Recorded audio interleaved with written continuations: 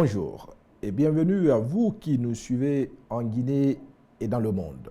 Merci d'être connecté à votre émission CENI en Action, une émission qui permet de mieux comprendre le fonctionnement de cette institution qui a en charge l'organisation des élections et référendums en République de Guinée. L'émission d'aujourd'hui porte sur le fonctionnement du département démembrement. Et pour en débattre, nous recevons sur ce plateau M. Boubacar Biro Bari, les commissaires, directeur du département démembrement, à qui nous disons bonjour et bienvenue. Oui, bonjour. Merci.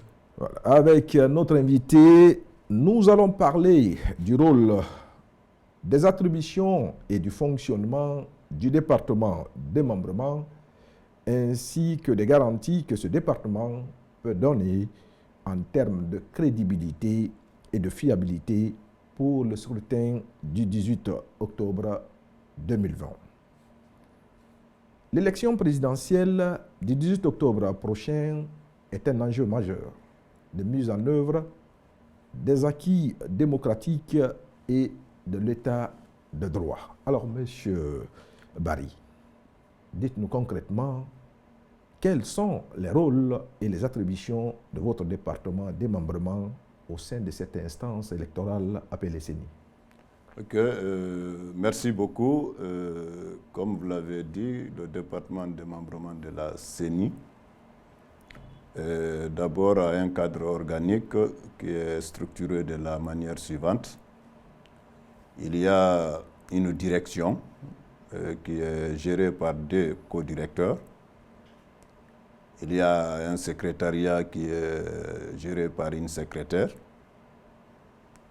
Il y a une division qui est gérée par un chef service administratif et technique.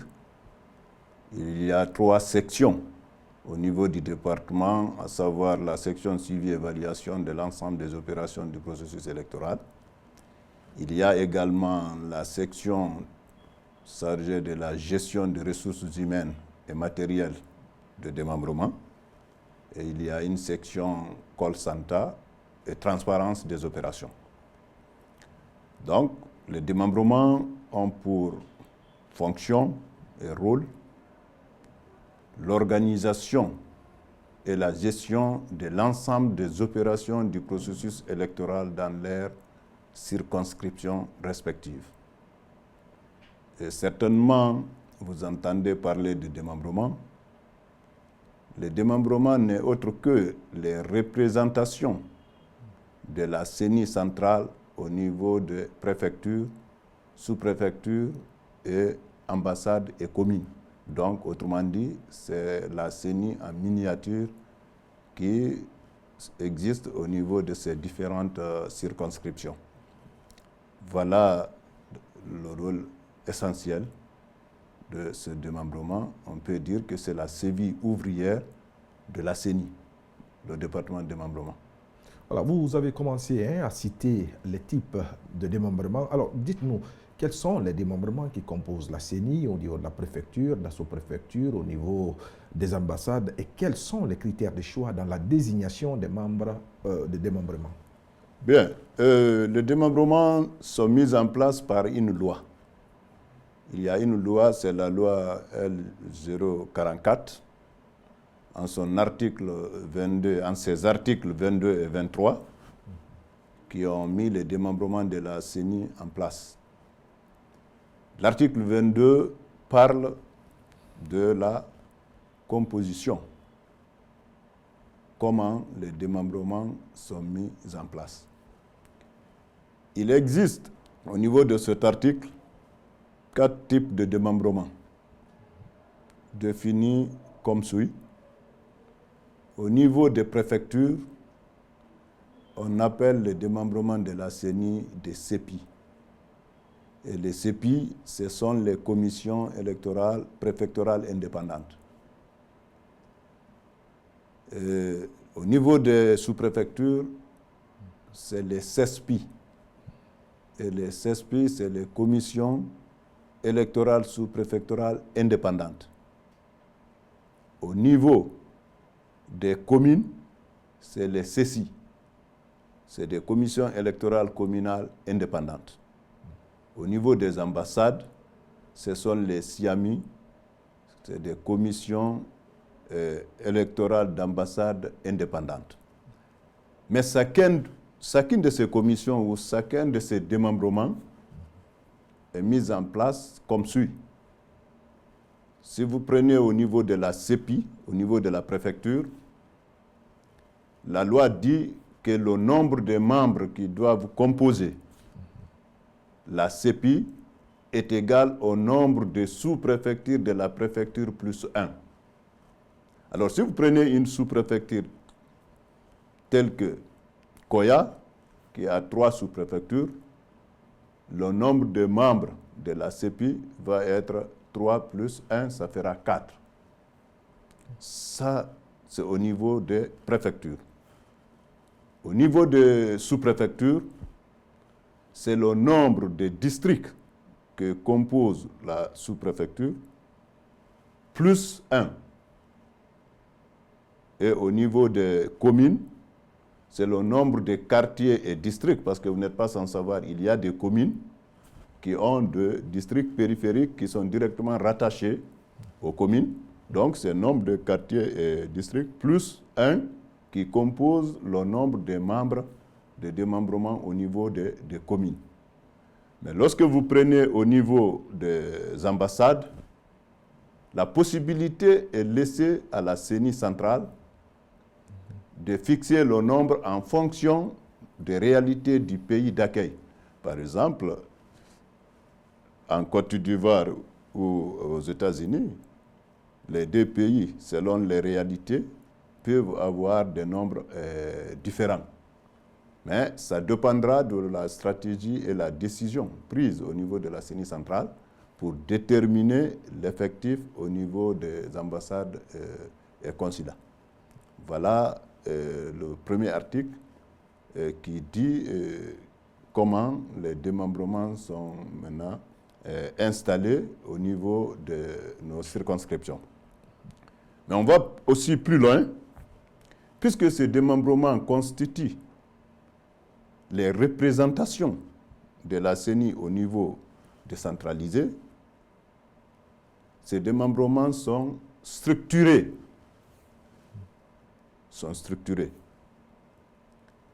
Et quel que soit le nombre de membres d'un démembrement, la structure correspondante, c'est toujours 3 membres qui constituent le bureau.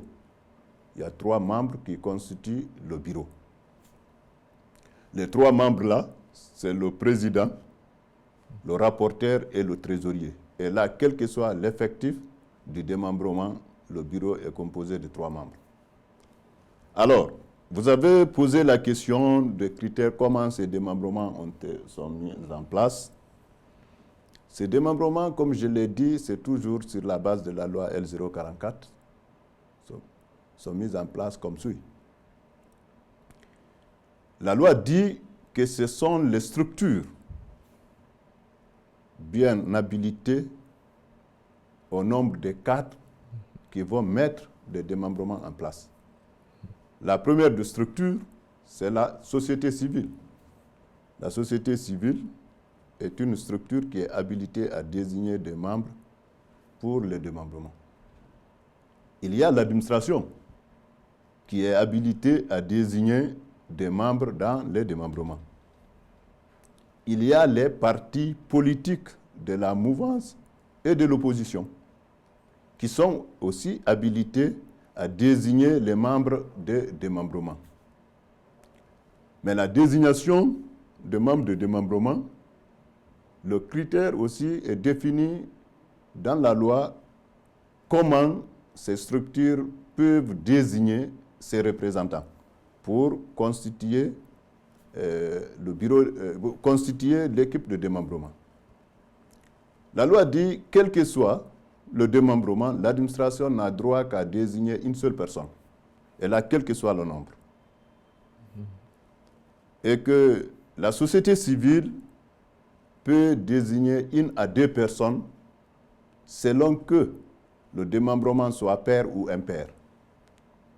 Donc, si le démembrement est impair, en ce moment, l'administration désigne 2 personnes.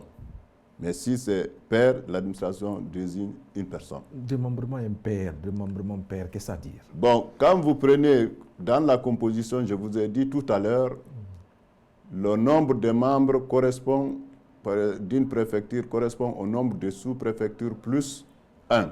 Oui. Si vous prenez une préfecture qui a 3 sous-préfectures, prenez Koya, tout près. Koya a 3 sous-préfectures. Si vous prenez 3 sous-préfectures plus 1, vous avez 4 membres. Les 4 membres, c'est un nombre pair. Pair, oui. On est d'accord? C'est un nombre pair. Maintenant, puisque c'est un nombre pair, la loi dit que la société civile désigne 1 personne. L'administration, quel que soit le nombre, c'est 1 personne. Et que les partis politiques de la mouvance et de l'opposition sont représentés de façon paritaire. Donc, puisque c'est 4, chaque groupe va donner 1 personne. Prenons une autre préfecture qui a un nombre impair. Lorsque vous prenez Kankan, Kankan a 12 sous-préfectures plus 1, ça vous fait déjà 13. 13, oui. Et lorsque c'est 13, 13 c'est un nombre impair. Dans ce cas, puisque quel que soit le nombre, l'administration c'est 1 personne, donc et les partis politiques sont représentés de façon paritaire, dans le cas pareil, la société civile désigne 2 personnes. Si vous prenez au niveau de 13, pardon, enlevez le quota pour l'administration, c'est 1 personne, il va rester 12 membres. Et les 12 membres, on vous dit, le groupe de l'opposition et de la mouvance, c'est de façon paritaire. Donc c'est 5-5. Ça fait 10. Et puisque la société civile doit y faire participer, il va rester, sur les 13, on a pris 11, il va rester 2. Donc la société civile va désigner 2 personnes.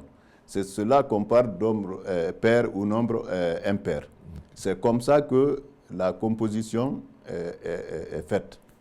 Maintenant, les partis politiques qui désignent les membres de démembrement sont définis encore, il y a des critères que la loi a précisés. Ce n'est pas tous les partis politiques. C'est les partis politiques qui ont participé aux dernières élections nationales et locales qui ont précédé à la mise en place de démembrements. Ce sont ces partis-là, parce que la compréhension de ces articles est fondamentale. Et si le parti, bien qu'il existe là, s'il n'a pas participé à ces élections, il n'a pas droit à désigner un membre dans la composition de démembrement, selon ce que la loi a dit. Donc voilà, et dans ce groupe de partis aussi, puisqu'on donne par groupe opposition et mouvance, il peut y arriver, il y a 2 partis, 3 partis qui constituent la mouvance ou 4, 5 qui constituent l'opposition et qui étaient tous candidats à ces différentes élections. Il faut départager ces partis. Maintenant, le quota entre les partis aussi est déterminé selon la même loi sur la base du prorata des résultats obtenus de chacun des partis au niveau local.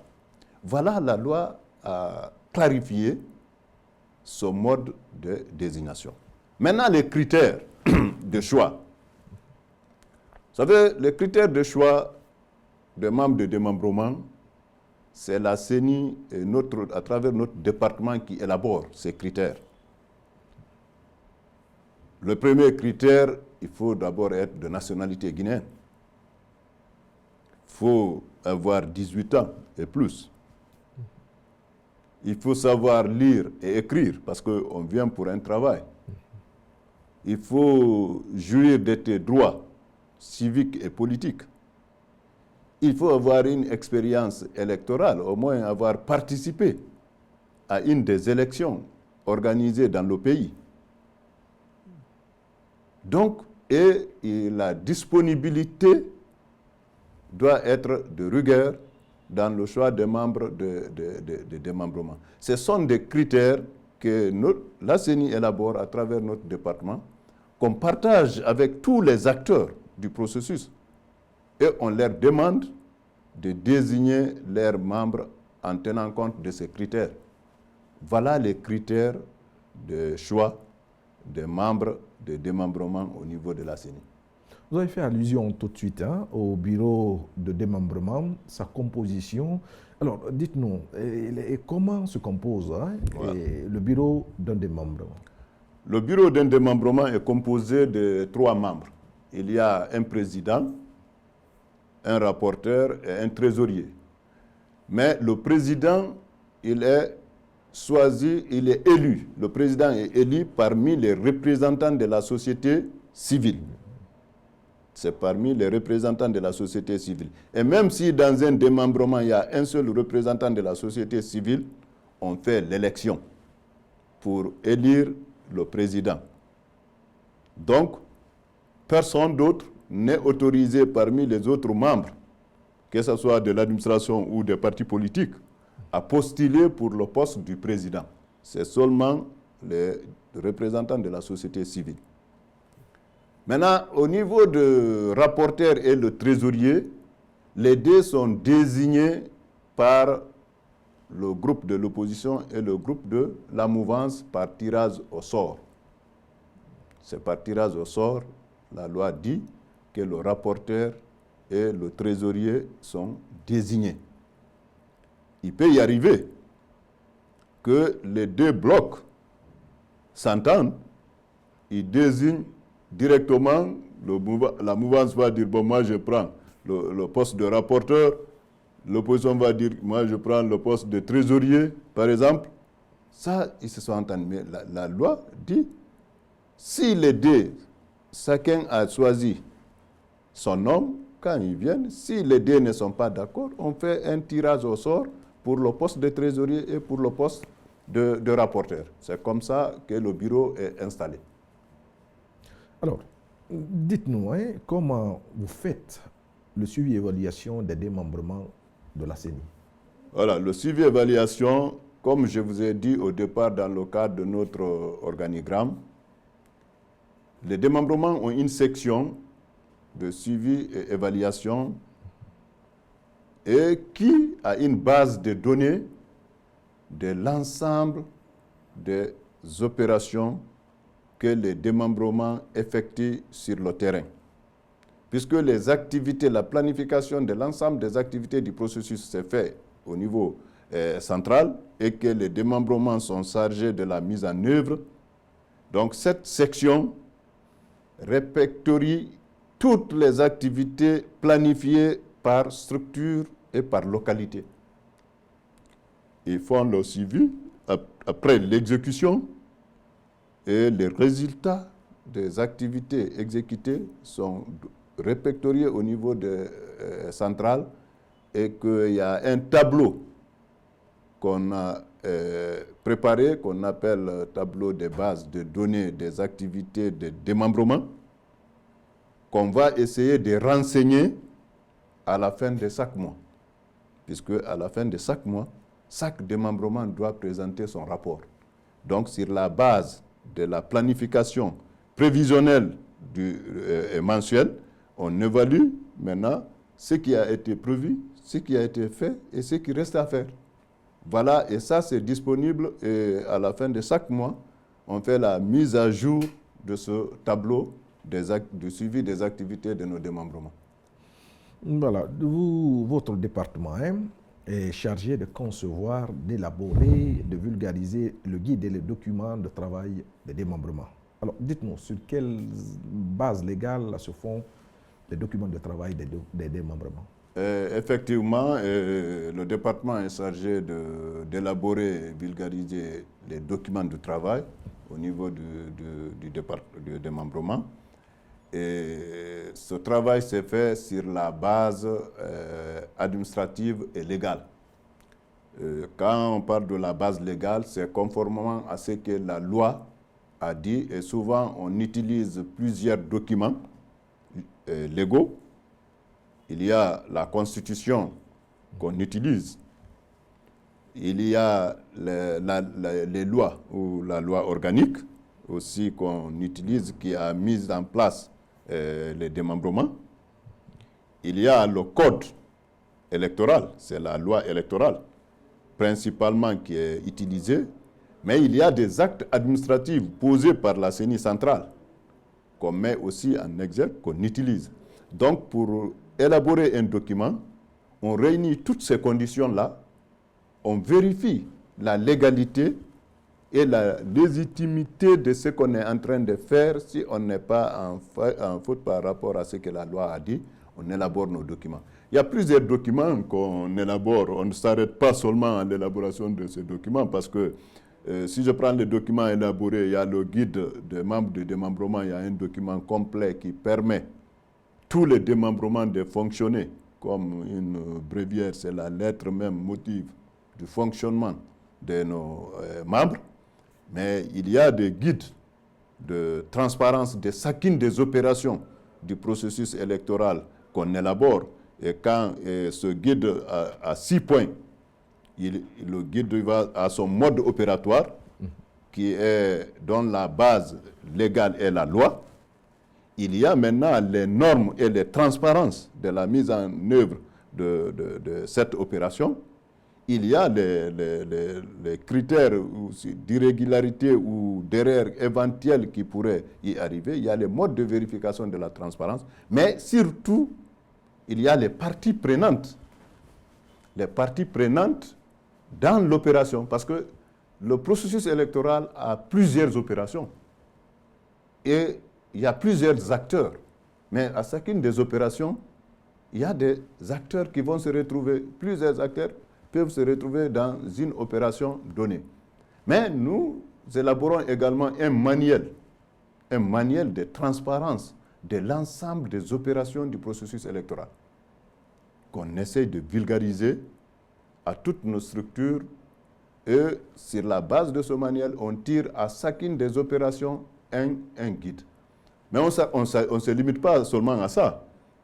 On fait souvent accompagner ça par des règles de bonne conduite. Il y a un document qu'on élabore, c'est interne, c'est des règles de bonne conduite des membres de démembrement. Donc, puisqu'on est structuré de la base au sommet, lorsque le document est élaboré, on essaye d'abord de le faire disponibiliser par version électronique, mais aussi version papier et qu'on envoie à tous nos démembrements, de l'intérieur comme de l'extérieur. C'est ce que nous faisons. À ce jour, depuis qu'on est venu au niveau du département, il y a plusieurs documents qui ont été élaborés et ces documents ont été transmis. Le département, comme je l'ai dit au départ aussi, c'est la cheville ouvrière de la CENI. Toutes les commissions qu'il faut mettre en place sur le terrain en matière de processus électoral sont mises en place par le département, par nos démembrements. Les commissions de révision de liste électorale conformément à ce que la loi, le code électoral a dit en son article 16. Il y a les commissions d'affichage et de correction des cartes des listes électorales. Il y a les commissions de distribution des cartes. La loi donne clairement en son article 34 nos démembrements de nommer les membres de ces commissions. Il y a les commissions de centralisation de vote. Il y a les commissions de transmission des procès-verbaux. Mais aussi, il y a les membres du bureau de vote. Tout ceci sont mis en place par les démembrements. Parce que les activités électorales se réalisent au niveau de différentes circonscriptions. Donc, le département englobe l'ensemble des opérations du processus électoral à travers ces démembrements qui sont chargés de l'organisation, de la gestion, du suivi, de l'évaluation, de la mise en œuvre. C'est ce que fait notre département dans le cadre du processus électoral. Alors, mais comment faites-vous pour assurer la fluidité des informations entre la CENI centrale et ses démembrements? Oui, nous avons déjà une adresse mail groupée de tous les démembrements. Lorsqu'une décision est prise au niveau de la CENI centrale, à la minute près, cette décision est répercutée jusqu'au niveau des sous-préfectures. Parce qu'il suffit tout simplement d'introduire ça dans notre base de données électronique et tout le monde reçoit la décision au même moment. Donc, ça c'est un. Deuxièmement, nous ne nous limitons pas seulement à l'envoi électronique. On essaye aussi d'utiliser les téléphones pour la confirmation de la réception de ces envois électroniques vers nos structures.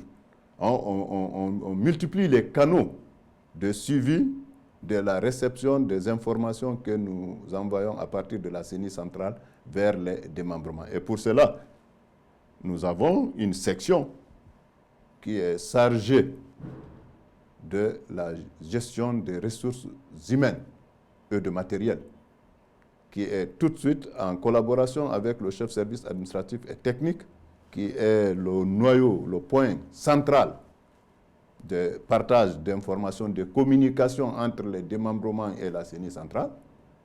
On met tout ceci en action et on recoupe les informations afin de pouvoir prendre une décision. Voilà comment la fluidité maintenant de l'information entre la CENI centrale et nos démembrements est suivie. Et comment se fait la gestion de la base de données des effectifs de démembrement?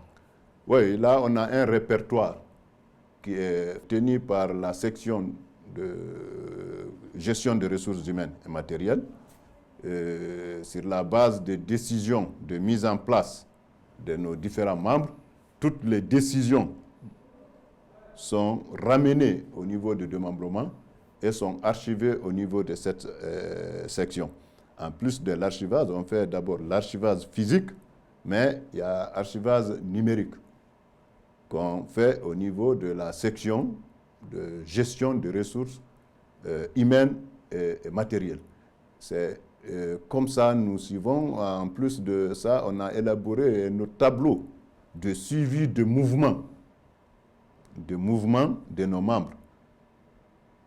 Quel que soit le motif, si quelque chose arrive à un de nos membres, on est tout de suite informé.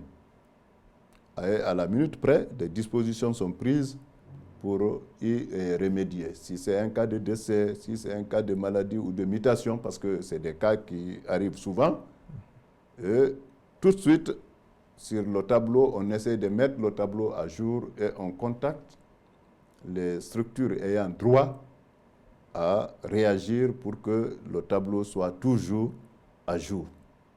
Et là, ce problème ne se pose pas au niveau du département. Et au niveau de la gestion du matériel électoral?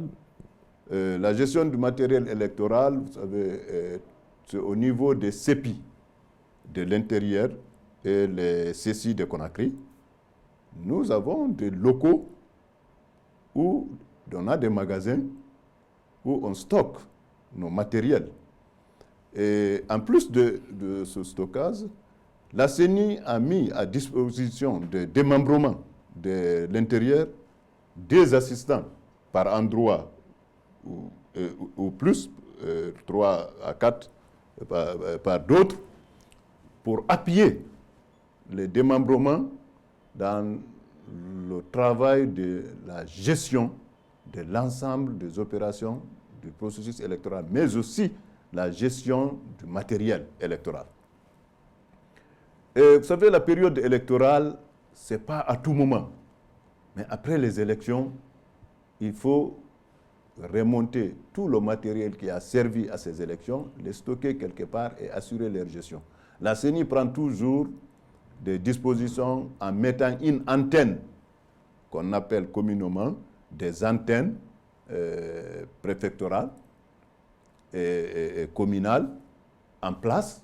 Et ces antennes, puisque après les élections, le démembrement cesse de fonctionner, on fait un relais. Le relais que nous faisons, c'est une antenne qu'on met en place, généralement composée de 3 membres, ou plus, selon la taille de la préfecture.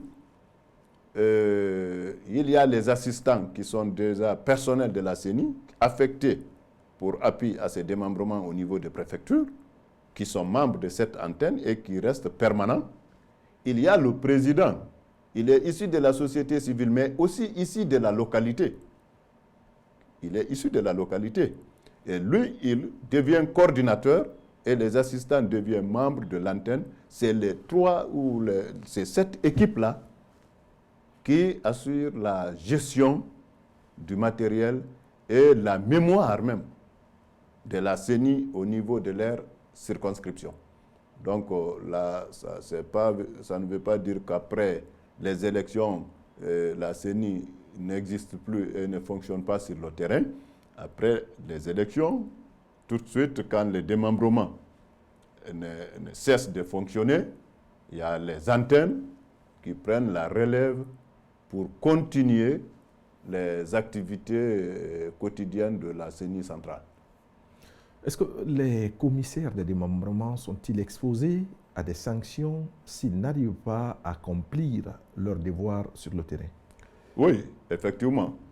Tous les commissaires sont exposés à des sanctions. C'est pour cela que je vous ai dit tout à l'heure, en plus des guides, les documents qu'on élabore pour la formation, la vulgarisation et la transparence sur les opérations, on élabore des règles de bonne conduite des membres. Et dans ces règles de bonne conduite, si un membre faillit à ces règles, il est tout de suite sanctionné.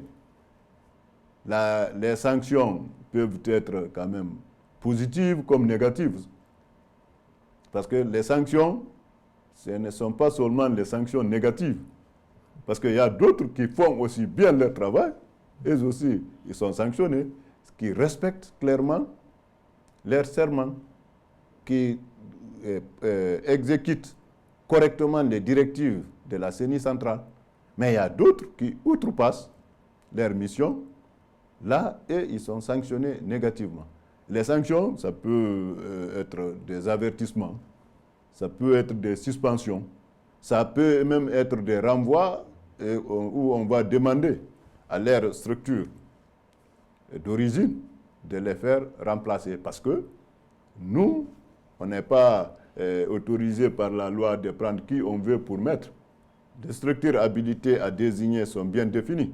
Donc si le membre fautif vient de l'administration, si on trouve qu'on ne peut plus continuer avec lui par rapport à ses abus, on adresse des courriers à l'administration pour demander son remplacement.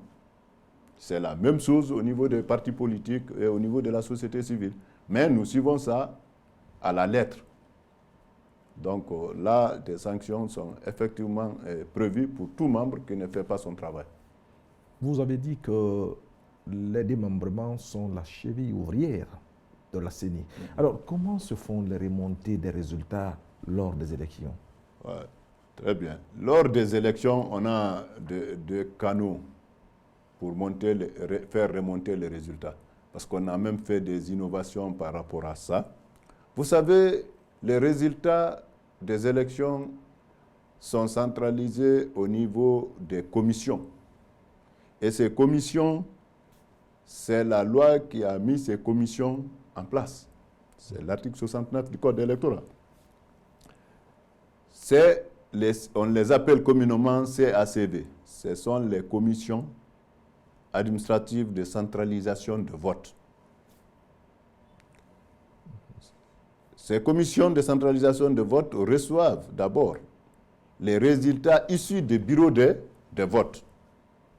C'est nous qui mettons les membres du bureau de vote en place. Et les membres du bureau de vote, après le vote, ils font le dépouillement, ils établissent leurs procès-verbaux, ils prennent ce procès-verbaux avec tous les documents y afférents, ils envoient au niveau de la commission de centralisation. Ça, c'est le premier niveau. À ce premier niveau-là, de remontée des résultats, nous avons constaté par le passé qu'il peut y arriver beaucoup de retards, où il y a certains quand même retards qui sont accusés. La CENI a pensé à venir en aide cette commission de centralisation de vote en mettant une commission qu'on appelle commission de réception et de transmission de procès-verbaux, c'est-à-dire CRTPV, à côté de la commission de centralisation de vote. Puisque dans une circonscription donnée, il y a une seule commission de centralisation de vote qui est présidée par un magistrat de la Cour constitutionnelle. Donc, on regarde selon la taille des préfectures, on met 2 à 4 commissions de réception et de transmission de procès-verbaux pour déconcessionner un peu, faciliter la remontée des résultats entre les bureaux de vote et la commission de centralisation. Maintenant, au niveau de la commission de centralisation, après la centralisation du vote, le procès verbal de centralisation, on a 5 copies. Ces copies, une copie est remontée directement au niveau de la CENI centrale. Une copie est envoyée directement au ministère de l'administration. Une copie est affichée pour information, parce qu'au besoin, les copies, les partis politiques candidats peuvent aussi en avoir des copies. Donc, ces 5 copies, le reste, les 2 autres exemplaires qui restent sont remis à nos démembrements, selon la structure. Et ces démembrements aussi remontent ces informations vers le département. Donc ça, c'est le premier niveau, c'est la remontée physique. Ça, c'est la remontée physique de procès-verbaux de résultats de vote. Mais il y a aussi au niveau de la CENI un centre d'appel électoral, communément appelé le call center. La CENI met une cellule de veille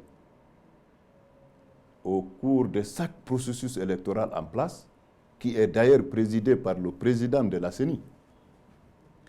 Et les membres sont répartis dans les 33 préfectures et les 5 communes de Conakry, et ils ont pris en charge pour appeler du début à la fin de l'opération en cours, pour nous faire remonter toutes les informations par rapport au déroulement du processus.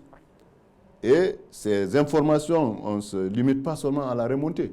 Il y a une équipe qui est là, qui est chargée d'analyser toutes ces informations pour nous amener à prendre une décision, pour nous amener à faire recouper les différentes informations reçues au niveau des démembrements, les procès-verbaux qui sont envoyés au niveau des ayants droit, mais aussi à l'information fraîche qui a été remontée à Sceaux par nos agents postés à cet effet par préfecture et par circonscription. Donc voilà, c'est tous ces éléments-là que nous utilisons pour pouvoir remonter les résultats. On avait voulu innover, on a discuté avec les partis politiques par rapport à la remontée électronique. Il y avait des partis, certains qui étaient favorables, d'autres non, mais comme vous le savez, la CENI est une institution qui est en charge d'organiser, superviser et l'ensemble des opérations qu'on doit faire dans notre pays, que ce soit les élections politiques ou le référendum.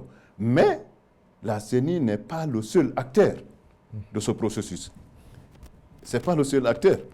Les partis politiques en sont également, l'administration, la société civile, les médias, les partenaires, tout le monde. Il y a une multitude des acteurs qui sont là et la CENI tient compte toujours à certaines remarques, certaines propositions de ces différents acteurs qu'on prenne aussi pour intégrer dans notre façon de travailler. C'est pour cela que nous avons mis beaucoup de cadres de concertation avec les différents acteurs en place afin que tout ce que nous faisons soit visible, soit transparent et ça soit crédible.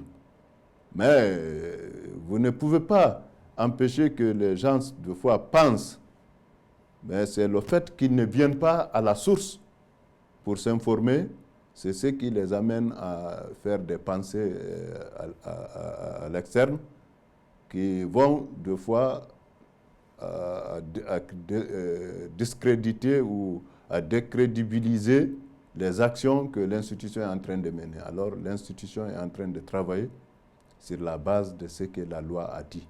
Et là, tous les commissaires sont sur cette lancée-là. Nous sommes presque à la fin de cette émission. Monsieur Barry, l'élection présidentielle du 18 octobre prochain est un enjeu majeur de mise en place des acquis démocratiques et de l'état des droits. Alors, dites-nous, quel est votre message pour rassurer les citoyens guinéens sur le travail, non seulement de votre département, mais aussi de façon générale de la CENI? Merci beaucoup.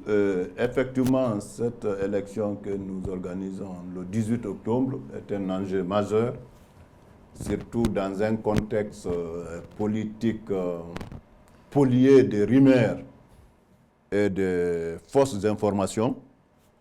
Ce que moi je pourrais rassurer et dire à tous les acteurs du processus électoral, c'est de faire confiance à l'institution en charge de l'organisation de ces élections. Ça, c'est le premier élément. La confiance entre les acteurs est un élément clé dans l'organisation des élections. Donc, que nous soyons tous ensemble et que nous travaillons la main dans la main. C'est le premier élément. Le deuxième élément, c'est de les rassurer que le démembrement et la CENI sont entièrement à leur disposition pour organiser ces élections de façon impartiale, transparente, inclusive et vraiment apaisée. Et là, comme je l'ai dit au départ, la CEVI ouvrière, au niveau de l'organisation des élections, toutes les commissions que nous mettons en place, vous-même vous l'avez constaté, nous les mettons avec les acteurs directement concernés. Nous ne sommes pas seuls dans ces commissions, qu'ils sachent, personne ne sera exclu. C'est des actions et des opérations inclusives que nous allons mettre en place, qu'ils baissent leur tempérament, qu'ils soient confiants et rassurés que la CENI fera son travail, mais le travail sur la base légale. Sur la base légale. Ce n'est pas le travail sur la base de l'humeur d'un groupe ou d'un autre. C'est sur la base de ce que la loi a dit.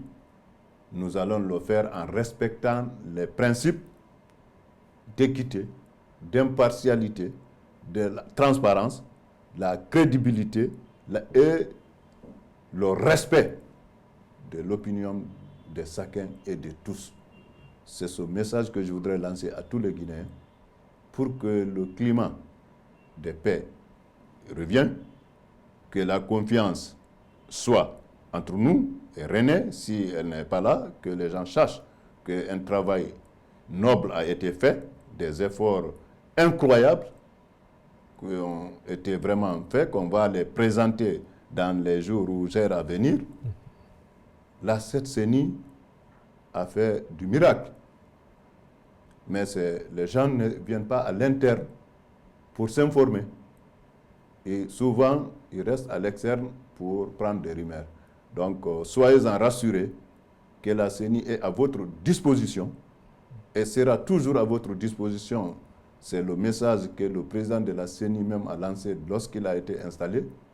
Il va ramener la confiance entre les acteurs du processus électoral et entre les acteurs et notre institution. Et c'est sur cette lancée-là que nous sommes en train de marcher, sur cette dynamique-là que les commissaires se sont engagés et sont en train de travailler pour faire des élections inclusives, apaisées et transparentes. Merci à vous, M. Barry. Merci. La CENI et ses démembrements ont pour mission de garantir aux électeurs et aux candidats le libre exercice de leurs droits. Nous espérons vous avoir édifié sur ce sujet en prélude des échéances du 18 octobre 2020. C'est sur ces mots que nous terminons l'émission d'aujourd'hui, espérant vous retrouver très bientôt pour une nouvelle émission. À bientôt.